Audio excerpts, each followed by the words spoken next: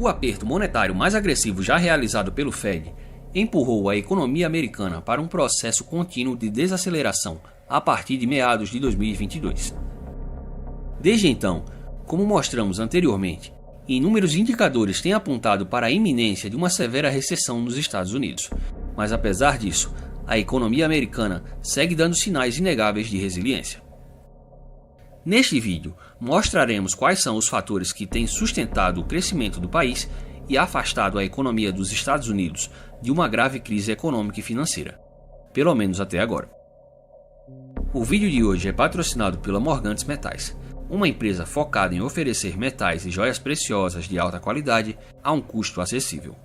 No mundo de hoje, em que a perda do poder de compra se tornou uma constante, encontrar formas de preservar o seu patrimônio e se proteger das instabilidades geradas por políticas econômicas irresponsáveis se tornou uma necessidade básica.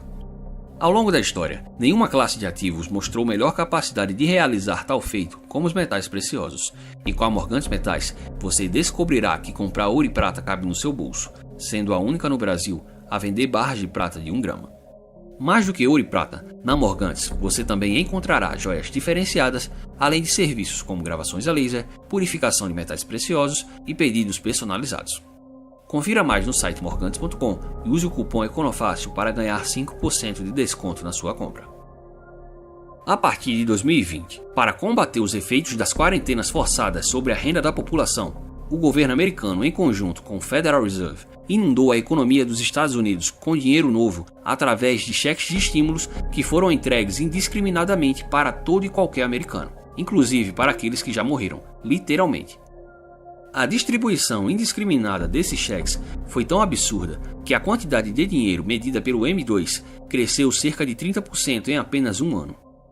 Em consequência, grande parte desse dinheiro novo foi absorvido pela poupança dos cidadãos do país, que alcançou proporções históricas. Com as contas recheadas desse novo dinheiro, os americanos se sentiram confiantes e saíram às compras, dando corpo a uma forte recuperação em V, como a mídia gostava de enfatizar, o que fez com que a crise durasse apenas 2 meses, tornando essa a recessão mais curta da história. Mas como nem só de consequências positivas vive a impressão de dinheiro, a inflação de preços no país alcançou marcas não vistas desde a grande estagflação da década de 70, e o Fed então foi forçado a realizar um agressivo aumento das taxas de juros.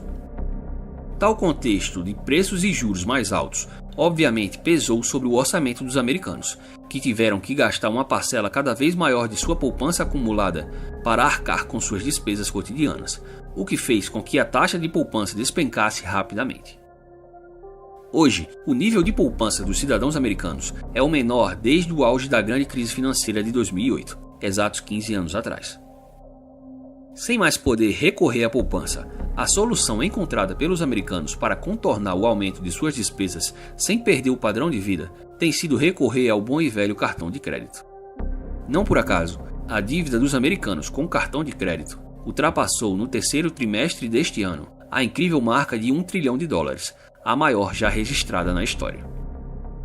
As taxas de cartão de crédito são conhecidas por serem as mais altas do mercado. Entretanto, como a maioria dos cartões possuem uma taxa variável, com a sequência de 11 aumentos da Federal Funds, como é conhecida a taxa básica de juros americana, os juros cobrados pelas operadoras de cartão de crédito disparou para 20%.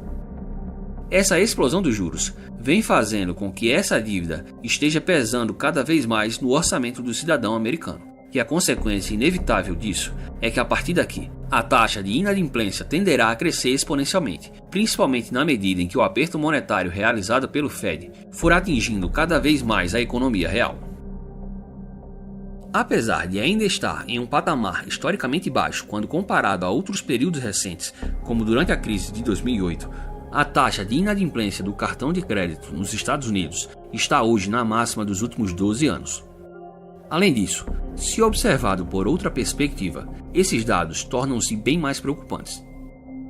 Quando medido em comparação à taxa do ano anterior, podemos observar que o ritmo de crescimento da inadimplência do cartão de crédito atualmente é o maior dos últimos 30 anos, ultrapassando inclusive o ritmo de crescimento visto durante o auge da crise de 2008, o que pode estar indicando que o pior ainda não passou. A perspectiva futura para a economia americana fica ainda pior quando notamos que a resiliência do mercado de trabalho, que é também um dos fatores que tem sustentado a economia do país, é enganosa e se baseia numa piora da qualidade dos empregos que estão sendo criados, já que ao observar os dados divulgados mensalmente pelo Departamento de Estatísticas Trabalhistas e levarmos em conta apenas a pesquisa domiciliar ao invés do payroll, que como já mostramos aqui no canal, é um relatório muito menos completo e mais manipulável, notamos que o número de postos de trabalho criados são bem menores do que os divulgados oficialmente e a quantidade de postos de trabalho em período integral tem despencado. Mas essa queda vem sendo compensada pela criação de empregos de meio período. Outro fator importante a se observar sobre a sustentação da economia americana, principalmente no que se refere ao mercado financeiro, é que apesar de o Fed estar realizando o enxugamento da liquidez, o que pode ser notado através do gráfico do M2, que está caindo pela primeira vez desde a Grande Depressão da década de 30, a verdade é que o nível de reservas, ou seja, o dinheiro que os bancos usam para transacionar entre si, tem subido continuamente. Desse modo, a quantidade de dinheiro que existe na economia real tem caído, mas a quantidade de dinheiro no sistema financeiro seguiu aumentando no mesmo período.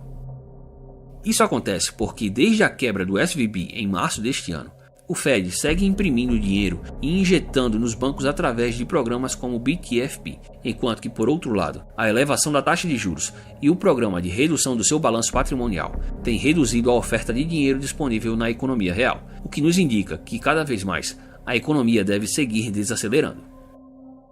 Desse modo, ao que tudo indica, chegará um momento em que a economia entrará em uma trajetória definitiva de recessão, e quando isso acontecer, o Fed tentará cortar os juros gradualmente para reanimar a economia e garantir um soft landing. Mas a verdade é que o nível de endividamento dos americanos já estará tão alto que cortes de juros não terão qualquer efeito sobre a demanda desses consumidores por crédito, o que deverá empurrar os Estados Unidos para um pouso forçado.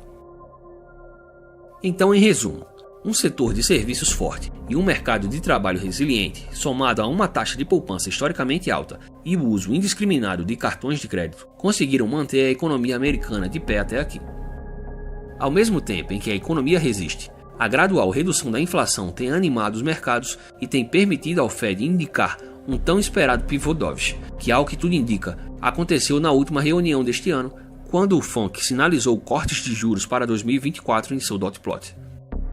Tal cenário fez os investidores se empolgarem com a perspectiva de um soft landing, o que fez com que as bolsas ao redor do mundo renovassem suas máximas históricas, inclusive aqui no Brasil.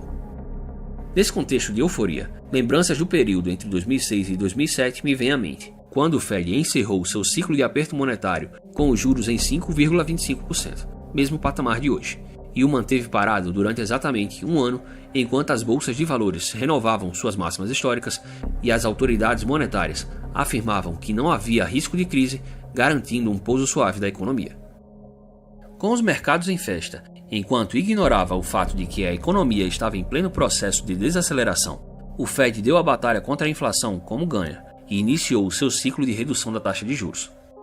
Poucos meses depois, o Lehman Brothers entrava em processo de falência, e o resto é história.